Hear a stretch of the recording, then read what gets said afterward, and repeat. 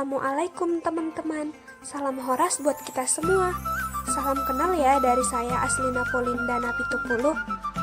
Baiklah teman-teman, siapa sih di sini yang gak kenal sama suku Batak? Pasti rata-rata kita semua kenal kan? Nah teman-teman, di sini kita akan membahas beberapa unsur kebudayaan Batak. Pasti teman-teman penasaran kan? Ayo ikutin terus. Tapi sebelumnya jangan lupa diklik tombol subscribe, like, dan komennya ya. Baiklah teman-teman, langsung aja kita berangkat.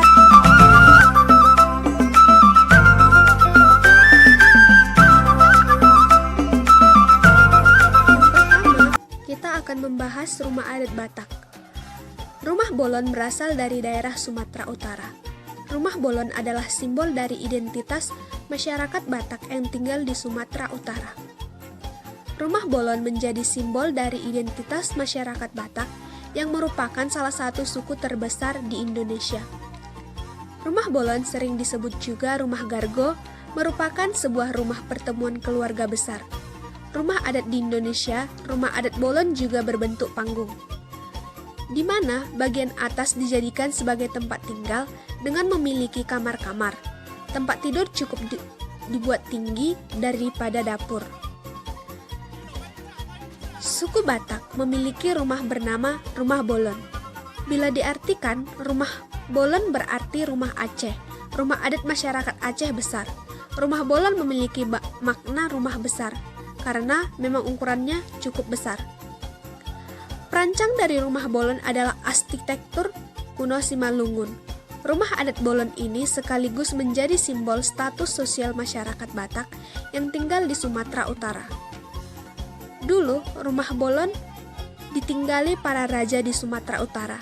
Ada sekitar 13 kerajaan yang silih berganti meliputi rumah bolon.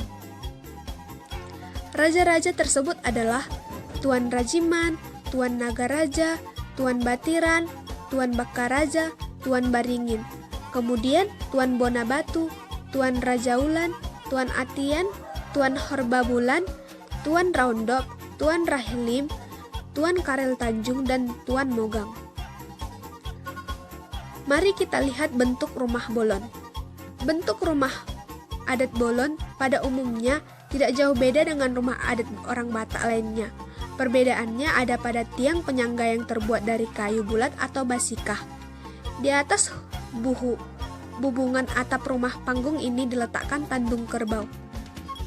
Setiap struktur bangunan dan ragam hias yang terdapat pada rumah bolon mengandung makna simbolis tertentu, di mana berkaitan dengan kepercayaan dan adat istiadat mereka.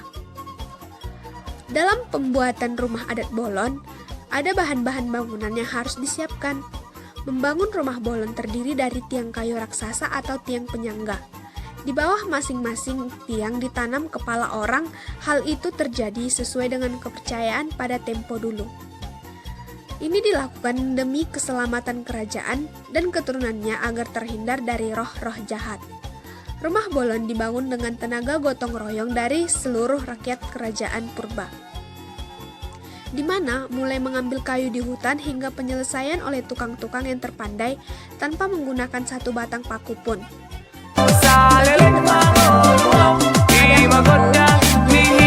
Bolon atau rumah sebelah depan.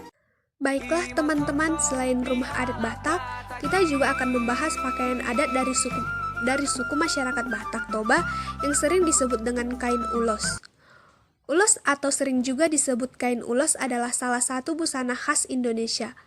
Ulos secara turun-menurun dikembangkan oleh masyarakat Batak Sumatera Utara. Dari bahasa asalnya, ulos berarti kain. Cara membuat ulos serupa dengan cara membuat. Di sini kita akan membahas 8 jenis ulos Batak. Yang pertama, 1. Ulos bintang maratur. Ulos ini merupakan ulos yang paling banyak digunakan di dalam acara-acara adat Batak Toba. Beberapa di antaranya yakni kepada anak yang memasuki rumah baru. Memiliki rumah baru atau milik sendiri adalah merupakan suatu kebanggaan terbesar bagi masyarakat Batak Toba. Keberhasilan membangun atau memiliki rumah baru dianggap sebagai salah satu bentuk keberhasilan atau prestasi tersendiri yang tak ternilai harganya. Tingginya penghargaan kepada seorang yang berhasil membangun dan memiliki rumah baru adalah karena keberhasilan tersebut dianggap merupakan suatu berkat dari Tuhan Yang Maha Esa yang disertai dengan adanya usaha dan kerja keras yang bersangkutan. Kedua, ulos ragi hotang. Ulos ini diberikan kepada sepasang pengantin yang sedang melaksanakan pesta adat yang disebut dengan nama ulos hela. Ulos ragi hotang. Pemberian ulos hela memiliki makna bahwa orang tua pengantin perempuan telah menyetujui putrinya dipersunting atau diperistri oleh laki-laki yang telah disebut sebagai hela atau menantu. Ulos padang ursa. Ulos padang ursa ini dipakai sebagai tali-tali dan selendang para gadis ataupun anak lajang yang sedang mencari jodoh. Ulos pinuncaan. Ulos ini terdiri dari 5 bagian yang ditenun secara terpisah yang kemudian disatukan dengan rapi hingga menjadi bentuk satu ulos. Kegunaannya antara lain dipakai dalam berbagai keperluan acara-acara duka cita maupun sukacita. Dalam acara adat, ulos ini dipakai atau disandang oleh raja-raja adat. Dipakai oleh rakyat biasa selama memenuhi beberapa pedoman, misalnya pada pesta perkawinan atau upacara adat dipakai oleh suhut si habolonon. Ulos tumtuman. Ulos tumtuman dipakai sebagai tali-tali yang bermotif yang dipakai oleh anak yang menunjukkan bahwa yang bersangkutan adalah anak pertama dari hasuhutan atau tuan rumah.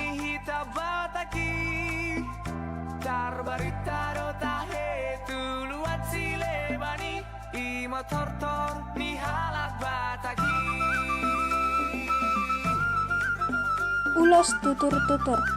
Ulos ini dipakai sebagai tali-tali atau ikat kepala dan sebagai hande-hande atau selendang yang diberikan oleh orang tua kepada anaknya secara turun-temurun.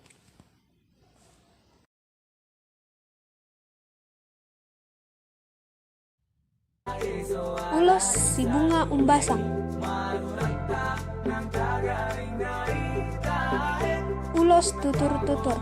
Ulos ini dipakai sebagai tali-tali atau ikat kepala dan sebagai hande-hande atau selendang yang diberikan oleh orang tua kepada anaknya secara turun-temurun.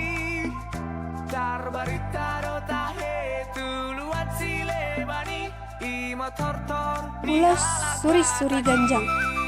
Ulos ini dipakai sebagai hande-hande atau selendang pada waktu margondang atau menari dengan alunan musik Batak dan juga dipergunakan oleh pihak hula-hula atau orang tua dari pihak istri untuk menggabei atau memberikan berkat kepada pihak borunya atau keturunannya. Karena itu disebut juga ulos gabe-gabe atau berkat.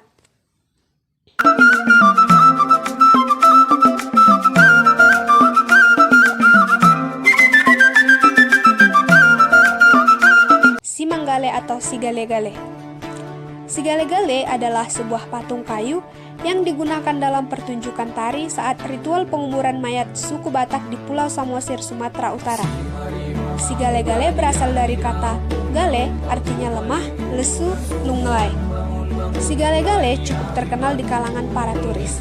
Selama menari-nari, patung ini dikendalikan oleh seorang pemain dari belakang mirip boneka, marionet, menggunakan tali tersembunyi yang menghubungkan bagian-bagian patung melalui podium kurir tempatnya berdiri.